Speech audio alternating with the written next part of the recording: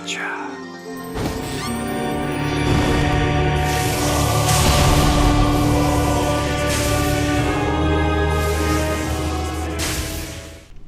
Hey, how's it going everybody? It's Thegameconomist, and today we'll be talking about my Cleric build, which I've been working on for a while. I tend to do a new iteration after a certain amount of time has passed, and this will probably be my last iteration. The game's not changing as far as I can tell, and I don't think I'm going to get much better at PvP than I already am. If I were to change it, it's probably only because I take it into a number of tournaments, and I don't think I will have enough time to do that, so maybe one of you guys can take it into a tournament and tell me how you felt about it. Alright, well let's start talking about one of the biggest changes to the build. Now I am using the Bellvine Chime. Bellvine Chime doesn't have the best damage output, and you definitely can't poise cast with it, so it's kind of curious that I swapped over to it, but you know what, it was something I had been thinking about for a while, and I finally did it, and I liked it a lot. Since I'm using the Bellvine Chime, I don't need to bring the Sage Ring, and that means I open up one of my ring slots. So instead, I bring the Lloyd Shield Ring, and when the Lloyd Shield Ring breaks, I just bring out the Sun Princess Ring for health regen, right? Well, the thing is, I'm stacking that with Gentle Prayer. So the Lloyd Shield Ring actually kind of procs multiple times throughout the fight. When I take enough damage, I bring out the Sun Princess Ring. When I get enough healing, I bring out the Lloyd Shield Ring again, right? I just keep locking them together. The other thing, of course, is for heal spells, I considered bringing Bountiful Light, but with Gentle Prayer on the Bellvine Chime, I felt like Bountiful Light was redundant, and that's why I went with a different miracle. So instead of that, I actually recommend Projected Heal, which I tested, and it does cast faster than Heal Aid. Not only does it cast faster, it's harder to punish because your body leans over, so if your opponent tries to shoot you with a locked-on crossbow, there's a fair chance that the crossbow will actually miss you. So Projected Heal it is, it does cost a little more stamina, but it's faster than Heal Aid, and it heals more than Heal Aid, both of those things. So you have two heal options. In the middle of the fight, you can recast Gentle Prayer, and if Gentle Prayer is already active, you can go for Projected Heal, see? So that's kind of the big change to the build, a big new focus on the heal meta. You've got the Bellvine Chime, freeing up a ring slot, giving you Gentle Prayer, allowing you to use the Sun Princess Ring, and you're still, going for those projected heals.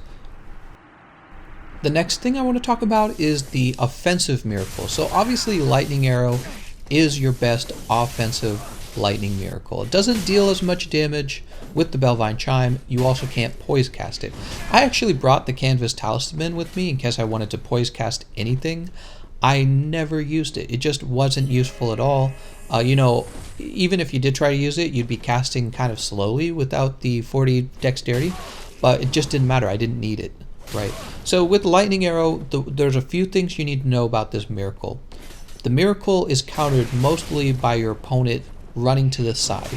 You can counter this by free aiming Lightning Arrow, and if you practice with it a long time, it's not too unreasonable to imagine that you finally hit them.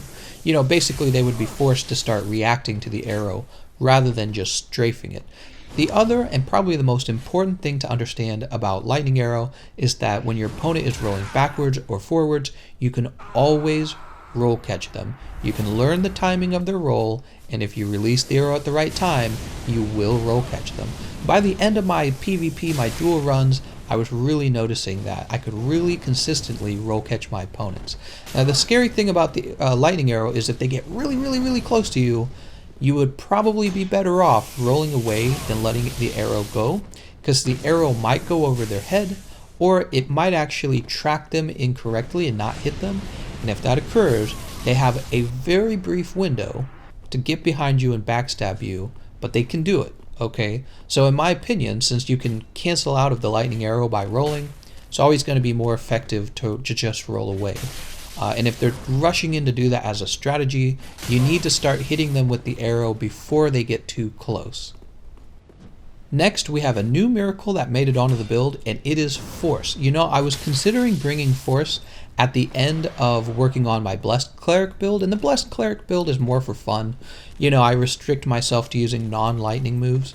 Well, I was really thinking about bringing Force, and I finally did. Force comes out pretty damn fast. It's hard to react to it, in my opinion. And what you can do with force is you can actually catch people who are rolling away. You can also catch people who are rolling into you, and you can catch people who are trying to backstab fish, or people who are trying to pressure you into rolling and then try to roll catch you. So these would be people who aren't swinging at you because they want to roll catch you. And what you do is you use force instead, and it knocks them away if they're guarding. It can guard break them if they're just guarding with their weapon, which is not uncommon. In a lot of high tier dueling, players will guard with a light weapon because they want to block your first move and then roll away. Well, if you use force on them, you will almost certainly guard break them. But if they're using Black Knight Shield, or more important, the Lothric Knight Shield, you'll just knock them away and deal a decent chunk of stamina damage. Now, if they're doing that and they don't have a lot of stamina left, you also will guard break them then. But the point is, if you have to fight somebody who comes at you with the Lothric Knight Shield, you can use force to kind of push them away. Remember, you can hard swap over to Dark Bident, and you can hard swap over to Dark Longsword. So just keep that in mind. All of those are designed to kind of put more pressure on anyone who's trying to use the Lothric Shield on you. Finally, the last miracle to make it onto the build is Lightning Stake again. Lightning Stake, but with no poise. You wouldn't ever imagine using it that way because it seems like you should definitely be poise casting it. You would be surprised how effective it was without poise casting it. The first thing I have to say is, if you get most of the windup done, it doesn't matter if you finish the animation, the move will finish. The actual damage will come out, and you can trade with somebody who interrupted you. So if they interrupt you very early on in the cast, that matters. They'll win that. But if they interrupt you late in the cast, it comes out anyways and hurts them. The other thing I discovered is that it randomly has poise, even when you cast it with the chime. I haven't found a way to get it to work consistently, and I'm saying that because I haven't actually run tests where I do things like try to use my weapon art to reset my poise. But yeah, it's so weird. It was actually poising through some attacks, and I might be the first person to discover that. I don't know if other people knew about it already, but it's definitely worth noting, especially if you ever learn to properly manipulate that in order to know when you should have poise on Lightning Stake. Who knows? For my build's sake, I was assuming that I would not have poise, and I still brought it, okay? So that's how you should think of it. Treat it as if it doesn't have poise. Basically, the best times to use a Lightning Stake is when you think that your opponent is going to try to roll past you. And what's going to happen is when they try to roll past you, they're still going to be in range of the Lightning Stake. The other thing is when you think your opponent is going to make a decision in their mind to use an aggressive move on you. If you get the wind up and they don't react to the fact that you're countering their aggression in time, it's very similar to what I do with the Ultra Greatsword. I'm looking for a trade. I'm waiting for them to decide to be aggressive, and it's just like the Lightning Stake. It's strictly for trading. You're rarely going to catch anyone on reaction. If they're standing in a neutral position just watching you, you're just going to get punished, honestly, because when it comes to Lightning Stake, they actually have enough time to roll into it during the Lightning Stake and it won't hit them, right? It's kind of tricky to do that. They risk taking damage, but they can do it. Okay, so Lightning Stake is very situational. I traded it out with Lightning Spear. My reasoning with Lightning Spear is that I would use it to outspace Ultras, but the truth is, in high tier PvP, you don't really run into too many Ultras, and so Lightning Stake I felt actually ended up being more effective in a wider variety of fights than Lightning Spear. I also think it's a little more difficult to dodge than Lightning Spear. With Lightning Spear, in close range, you can dodge it and try to get behind your opponent. With Lightning Stake has more of an AoE, so it's just kind of harder for them to dodge it by getting around you. I could test them back and forth, but neither of them are going to be a big deal breaker on this build. Your two main spells really are Lightning Arrow and Force. Stake and Spear are very situational. Right now, I am recommending Stake. And then finally, again, going back to the heals, your last one, of course, is Projected Heal. For the weaknesses on the build, I just want to mention that you run the most risk of running into somebody who wants to mostly strafe you.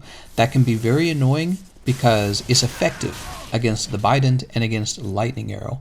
My advice is be patient, wait for them to get aggressive, take your time. If they're coming in with pokes, you're going to have to try very hard to outspace them and to punish their pokes. You know, it's going to be tricky, of course. It's never going to be easy. But yeah, definitely opponents who love to strafe are going to be your hardest target to hit. And with that being said, I just want to thank you all for watching, and I hope I'll see you guys next time.